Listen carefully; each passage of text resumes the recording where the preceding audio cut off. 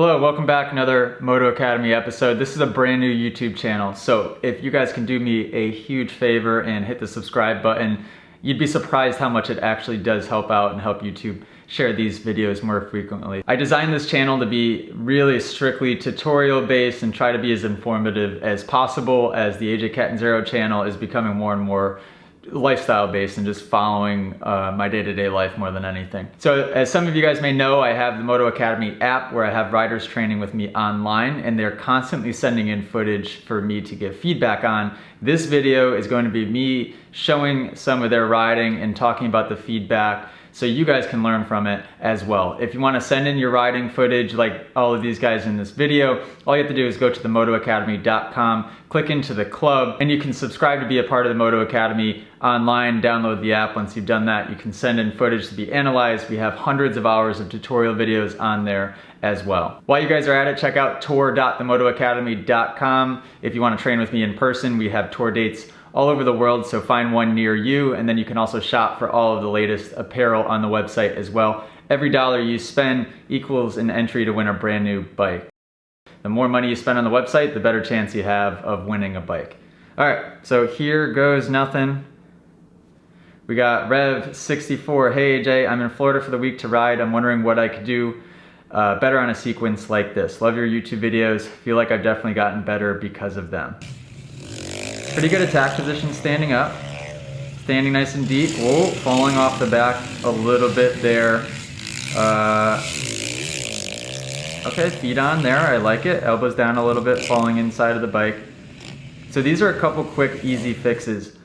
This mistake here on the jump is very common. Watch when she lands, immediately she goes into the sitting position, almost as if her legs caved. You wanna have stronger legs when you land a jump like that and stand deeper into the turn. Tack position here, not bad, but right upon acceleration, look at how her head falls backwards instead of coming forward under acceleration. So anytime you accelerate, the head should go forward, not backward. In this turn, feet stay on pretty good, but the inside elbow is dropping and the head's beginning to fall inside just a little bit. So when you watch her come down off of this jump again, right here, she begins to accelerate. The head should do the opposite of that. The head should be over the front number plate. And what that's gonna do is that will take the weight out of the arms, which will feel a heck of a lot better. You'll be in a lot more control once you guys do that.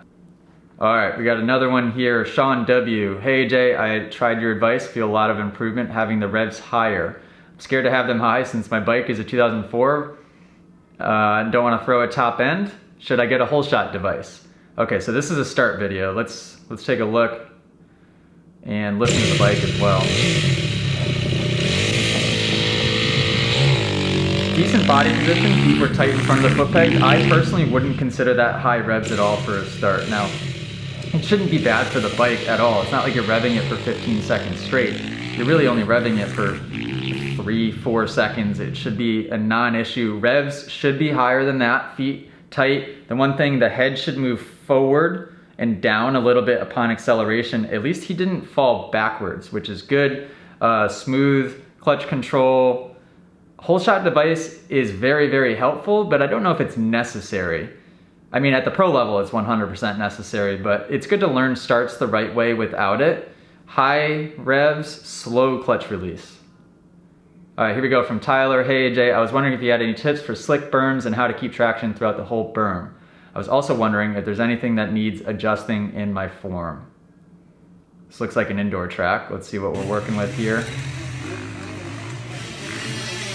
Okay, a couple major things. I'll let it play through in full speed.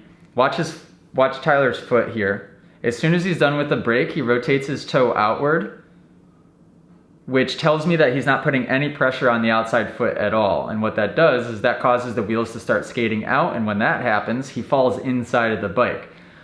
Also, in my opinion, leaning too far forward with the head, which is probably gonna put too much weight over the front end, and then upon acceleration, just like she was earlier in the video, he falls backwards and the head comes behind the crossbar pad. That can easily be fixed by putting more pressure into the outside foot. All right, here we go from Dominic. Hey buddy, how's my body position in the whoops? I'm having a hard time keeping my elbows up for some reason. All right, let's see what type of whoops these are. Okay, outdoor style. Okay, super common problem. Dominic is completely crowded to the front of the bike because of where his knees are, and probably that starts maybe a little bit with the feet. Riding slightly flat-footed, Dominic's allowing the knees to come too far forward, which thrusts the pelvis forward as well, and then it just completely crowds you to the front end of the motorcycle. So even if you aren't tall, you're gonna feel monstrous on the bike.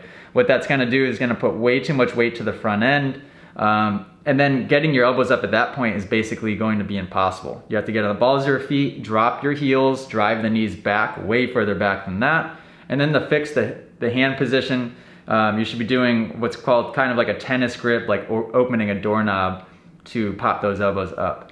Randy F, I swear these jumps look bigger when you're about to jump them. Yep, I can relate to that. Any tips on position? All right, good approach. You carried good speed coming up. Super common mistake here as well. These are all very easy fixes. So watch, he comes up with smooth throttle, maintains smooth throttle all the way off, but he's doing a preload position, almost like he's bunny hopping a BMX bike.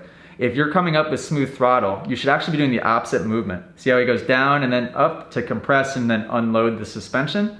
If you do that with smooth throttle all the way across the jump, and especially if you time it wrong, you're gonna lighten up the bike too early and get wheel spin. He should be standing tall right here and then absorbing and letting the bike come to him to do a soak up, or eventually that turns into a scrub as well. If you're doing a preload motion, that should be matched with increasing RPM to make sure that you get the weight as much into the bike as possible. And approaching a ski jump like that, you should always be doing a soak up movement instead of a preload movement, if that makes sense. So being smooth throttle was the right approach, but body position was a little bit off. Body position on the landing looked just fine. Gabe and Brody. This is my son Brody, he's 16. He's been riding a little over a year and would love some feedback. All right.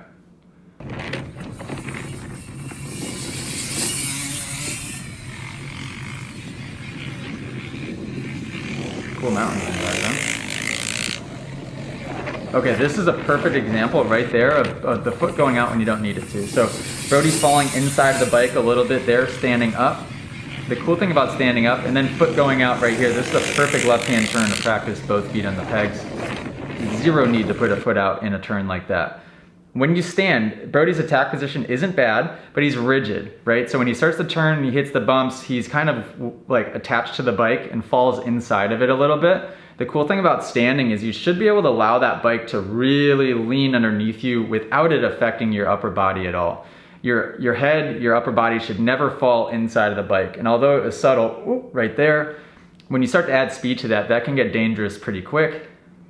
Standing nice and deep into this turn, sits in the right position on the bike, upper body's nice and stable, just the foot kind of aimed towards the ground for no reason, so that'd be a good opportunity to practice feet on the pegs. All right guys, hopefully you learned a thing or two in this video. If you want to send in your riding footage, head over to themotoacademy.com, sign up for the club. I'd love to work with all of you guys inside of there. A lot of these things are very, very simple fixes, but people end up what they do is they just ride around aimlessly, not knowing how to fix these problems, or you rail a corner perfect and you're not really sure why, so you can't replicate it moving forward. Once you start to create a little bit of knowledge about what's going on out there, you'd be surprised how easy it'll start to come and how much safer of a rider that you'll be. Make sure you subscribe if you guys can. Appreciate you watching the video, and see you next time. Toodaloo.